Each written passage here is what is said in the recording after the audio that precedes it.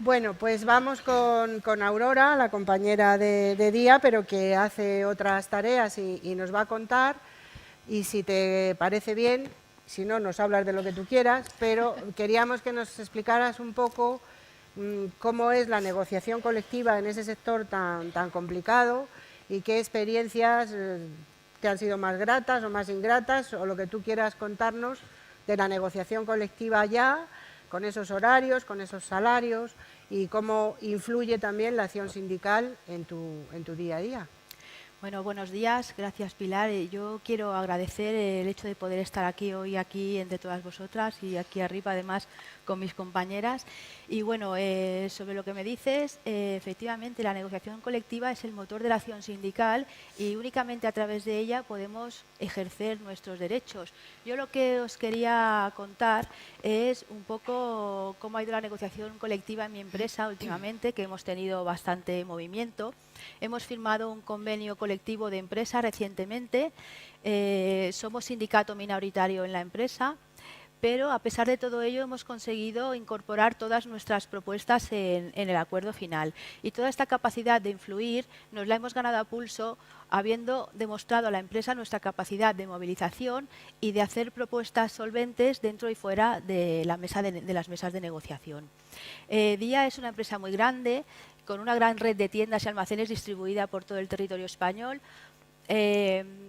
Nuestras tiendas, como sabéis, tienen poca plantilla, pero aún así, gracias a la unión y a la fuerza de nuestras delegadas, fuimos capaces de movilizar nuestras plantillas durante la negociación del expediente de regulación de empleo que tuvimos que abordar el año pasado. Justamente estábamos en la Caja Mágica celebrando la preciosa asamblea del año pasado cuando nos dieron la noticia y bueno, así de buenas a primeras nos vimos ante los medios de comunicación ya dando una visión apenas sin haber asimilado que íbamos a hacer un ERE que afectaba a 2.100 personas.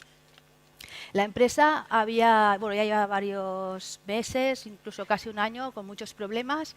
La caída de las acciones, de pérdida de ventas, bueno, todas esas cosas que pasan cuando las empresas van mal.